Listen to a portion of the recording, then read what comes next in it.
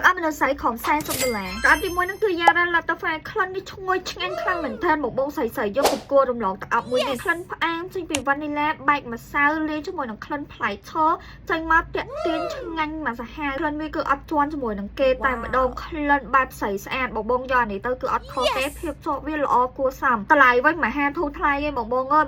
$29 free ដឹកឲ្យបង100អបអរទី2ហ្នឹងគឺ Fantasy by Britney Spears ទឹកអប់នេះគឺថ្ងាញ់ក្អប់ឈ្ងុយដូចគ្នាបងណាដែលគាត់ឆ្លាញ់ក្លិនផ្អែមបែបផ្លែឈើលាយជាមួយនឹងក្លិន fresh ហាបងយកជាមួយនេះ light up the day យំតែម្ដងនេះចេញមកគួរឲ្យតាក់ទាញគួរឲ្យចង់ញ៉ាំបែបផ្លែឈើណាបងទាំងអស់គ្នាលាយជាមួយនឹងក្លិន cupcake នៅក្នុងហ្នឹងក្លិននេះគឺថាកម្រខ្លាំងមែនតើក្លិននេះគឺថាបងពេល outfit ឬក៏សពុតខ្លីបែបភ្ជុំចឹងបាញ់ទឹកអប់នេះគឺត្រូវខ្លាំងមែនតើមកប្រភេទផេងរបស់វា Eau de Parfum ជាប់បានពី4ទៅ5ម៉ោងឬក៏លើសនឹងអាស្រ័យទៅលើការប្រើប្រាស់បងទឹកអប់នេះ$100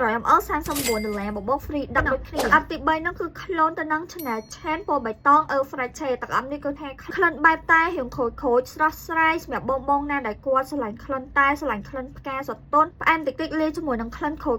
ហើយលាយជាមួយនឹងក្លិនតែឈ្ងុយក្លិននេះគឺថាបងណាដែលគាត់រៀងសុភាពរៀងរំទុំណាបងចង់បាញ់ទៅធ្វើការគឺត្រូវខ្លាំងមែនតើជាមួយនឹងទឹកអប់មួយនេះតម្លៃវិញសមរម្យដូចគ្នាចឹងបងចង់បានទឹកអប់ទាំង3នេះអាចទៅតង់ Page Affirmation មែនទេធានាឲ្យបានសុទ្ធ100%សេវាកម្មល្អណាស់បង